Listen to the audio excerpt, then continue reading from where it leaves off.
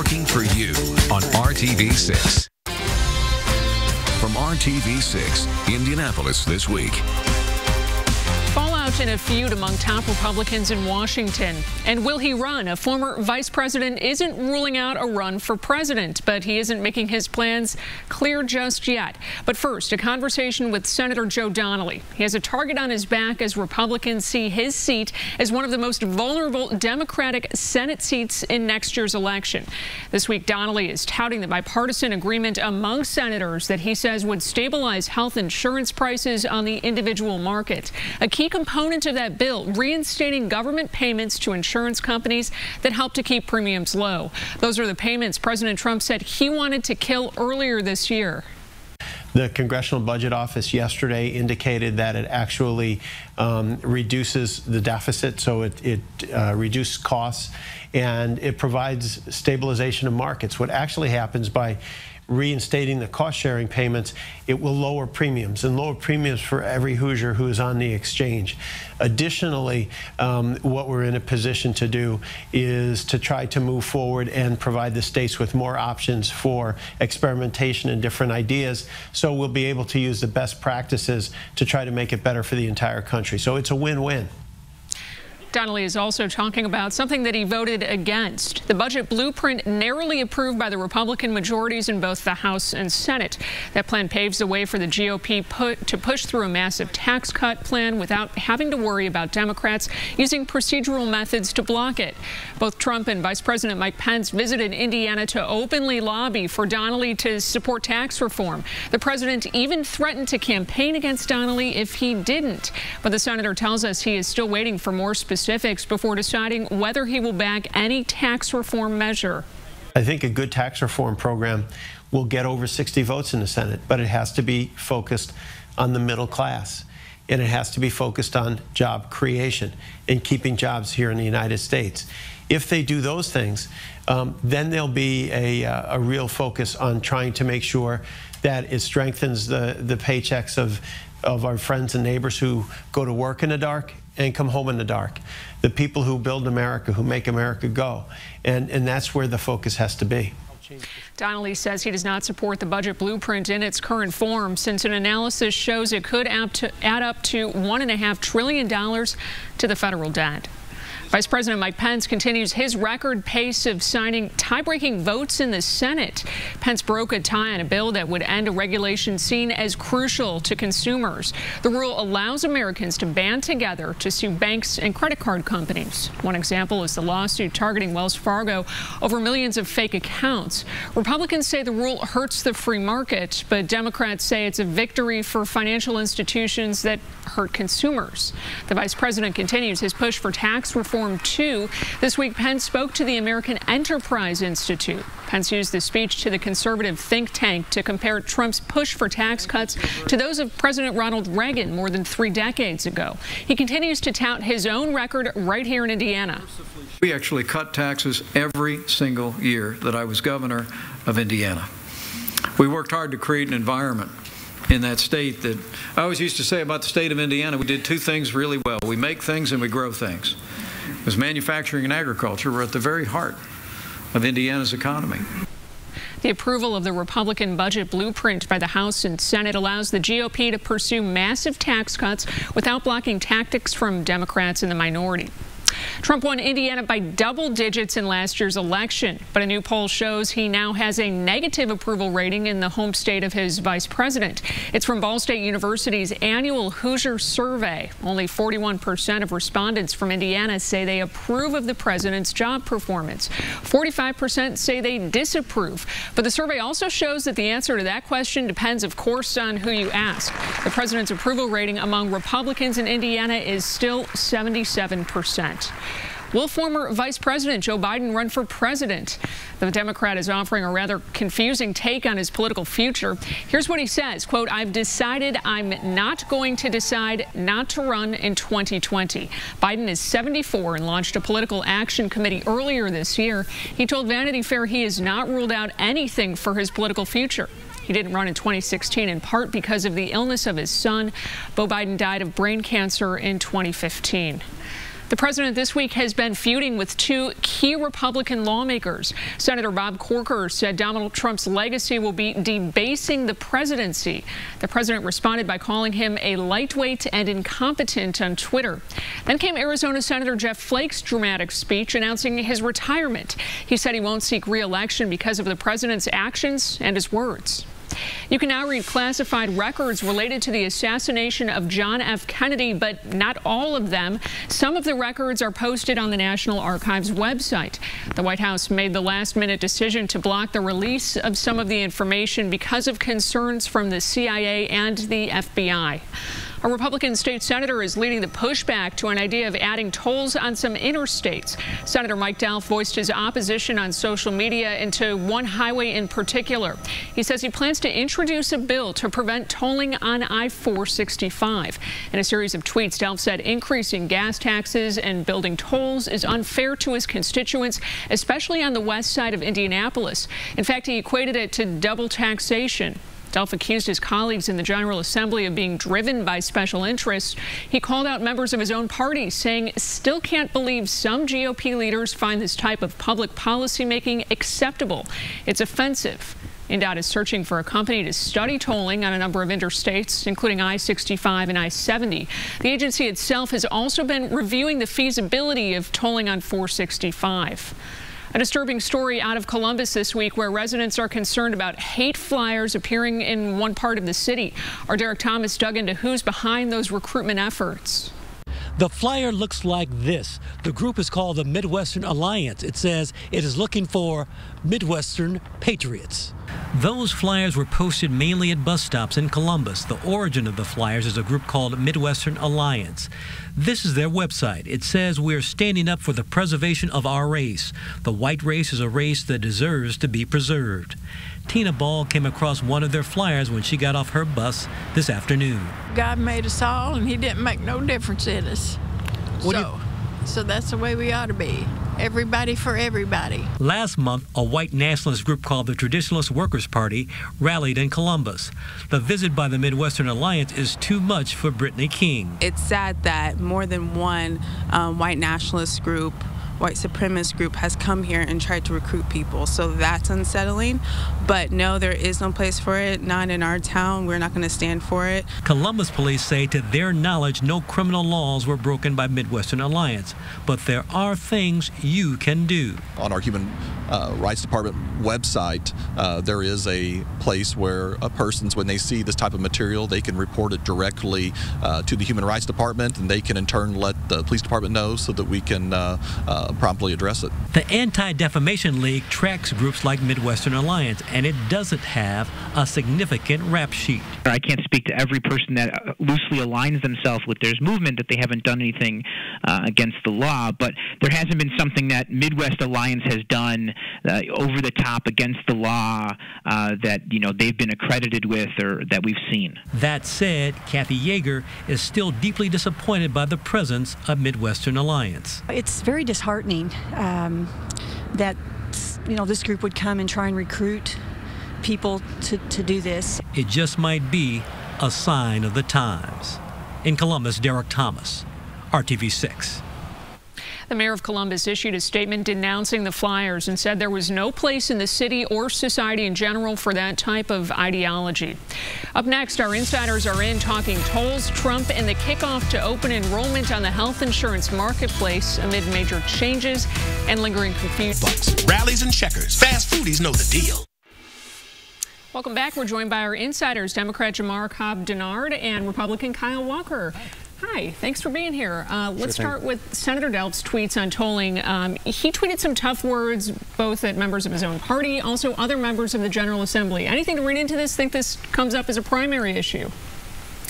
Primary issue I'm not so sure about, but Senator Delph made some comments about members of his party on actually both sides of the aisle being bought off by special interests, and while that's always a concern, our state representatives and senators are smart. They make good decisions for our state generally, and this is something that really they're going to have to get down to the details and make a good decision. But also, I've seen Senator Delph in some of those committee meetings, and he has a knack for killing the things that he wants to kill. So we'll see what happens on this. I think if the senator was looking for a little attention, he found it. But to sort of besmirch the other members of the General Assembly, probably going a little too far there. You know, this tolling issue is very premature. There's a lot of discussion to still have about whether it's appropriate to have tolling in Indiana and in what situations.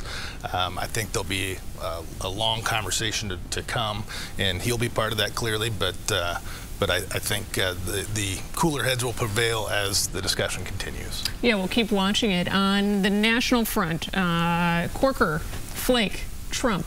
What does this say about the state of affairs in Washington right now? And starting with you, Kyle, does it have a real impact on policymaking? Well, I actually think it's the state of affairs in the United States generally. You know, you look, as far away as Arizona and then to Tennessee, right? Both of these senators were facing what was probably an improbable re-election. Certainly in Flake's case, I mean, he admitted that he really didn't have a chance. And I think it's a result of them being against the president's agenda. And again, other folks can disagree with style points and you can get into a Twitter debate. But when it comes to the president's agenda, it's pretty clear that the American people want to see that move forward, particularly Republican voters. I'm glad they're calling out the mess. Right? So finally, you've got a Republican Party who, it's rumored, will publicly support Trump, but privately are denouncing some of the decisions that the administration's making.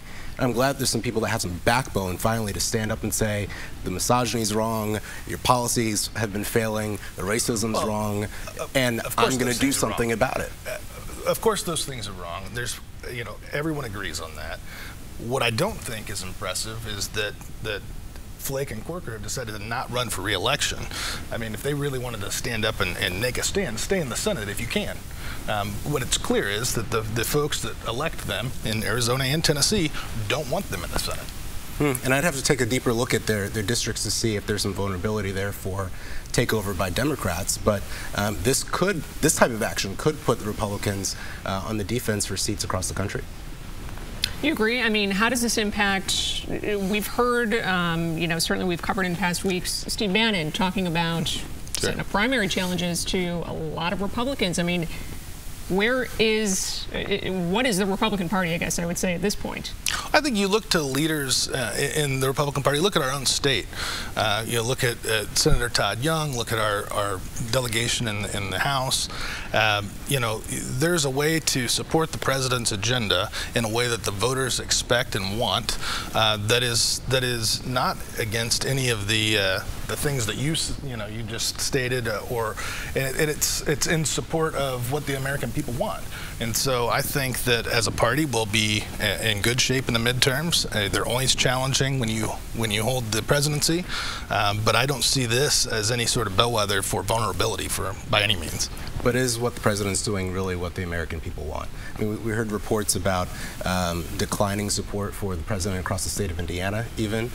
Is that same type of thing happening across the country? And is the decisions of these two senators a reflection of that? Well, every sitting president sees a dip in their numbers in the first couple of years, and that's consistent across the board. It was consistent with Obama. So Republican, Democrat, that happens. But I do think that if you look at polling across the country, you'll see that the support for the president's policies is strong.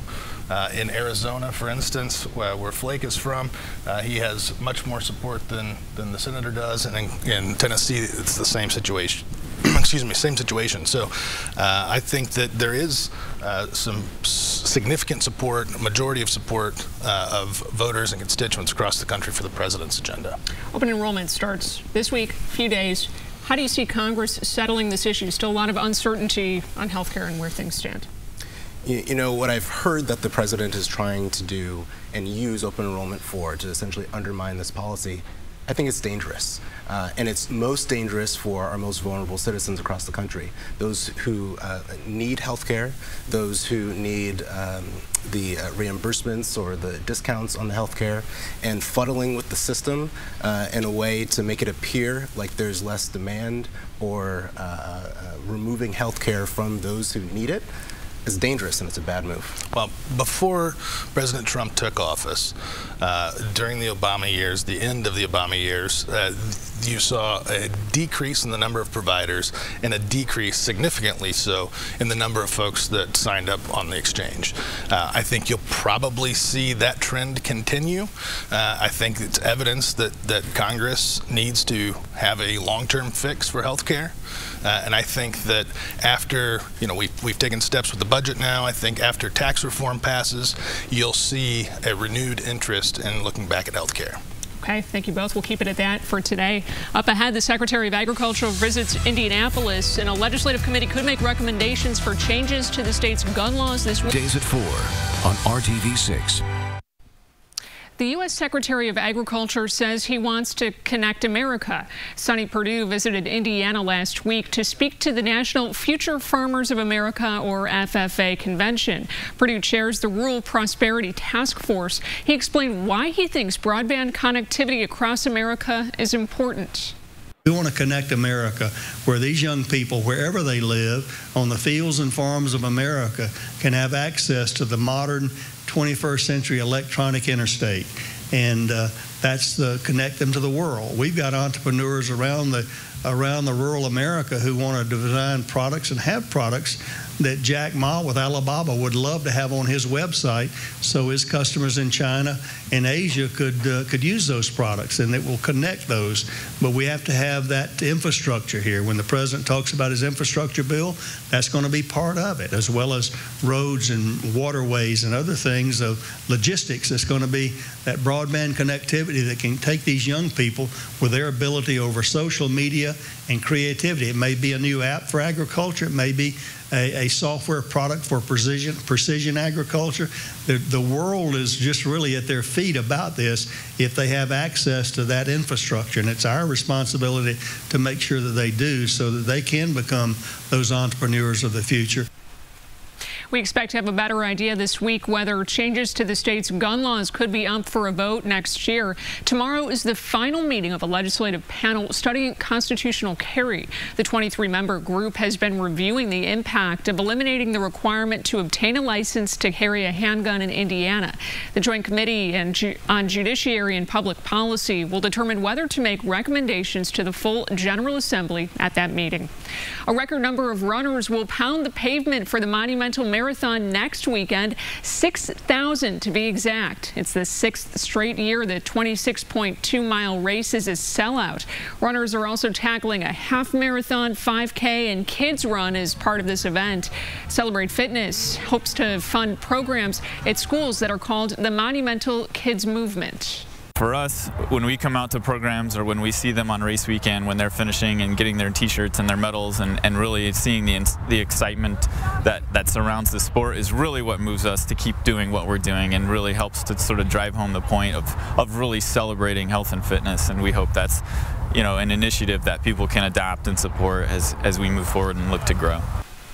We'll be around the route, or along the route rather, to cheer and help you stay hydrated. Look for us at the RTV6 water stop in front of our studios on North Meridian Street. Join the conversation. Check out Indy This Week on Twitter, and be sure to like our RTV6 Facebook page. Lauren Casey joins us next with the 6 and what you need to know heading into next week. CancerCenter.com. Appointments available now. Well, our forecast for today is going to stay on the chilly side like we were on Saturday. 45 for our expected high. Probably more clouds than anything else, but I'm optimistic that by the afternoon we may see a little bit of sunshine mix in. If we can clear some of these clouds out, then we'll expect more clouds to roll back in, unfortunately, overnight. Temperatures holding just above freezing. There may be a couple of spots that stay near freezing or so, but I think the clouds are going to keep the temperatures warm as those clouds do move back in. And that's pretty much what we have to deal with. This system will kind of exit. We'll get a break. We'll have the next system roll on through. This will really be more clouds than anything else for your Monday, but a spotty shower can't be ruled out. The good news is we do expect high pressure to build in and clear us out for Halloween. Our Halloween forecast is going to be for partly cloudy skies, temperatures into the 40s here for the afternoon as we get into that evening time frame. As far as what to expect for the rest of the forecast, here it is. We go Sunday 45, 51 for Monday, 48 for Tuesday, temperatures in the 50s for Wednesday. Welcome back to Indianapolis This Week. I'm Lauren Casey. It's time for the 6, so let's take a look at 6 things coming up this week in Indy. Well, Halloween, it's upon us, and this Tuesday, your kids can take in all the fun and the candy in a safe way. You can head on out to the Indiana State Fairgrounds on Halloween for Trunk or Treat. This event runs from 5 until 7 for kids 12 and under, and it's free.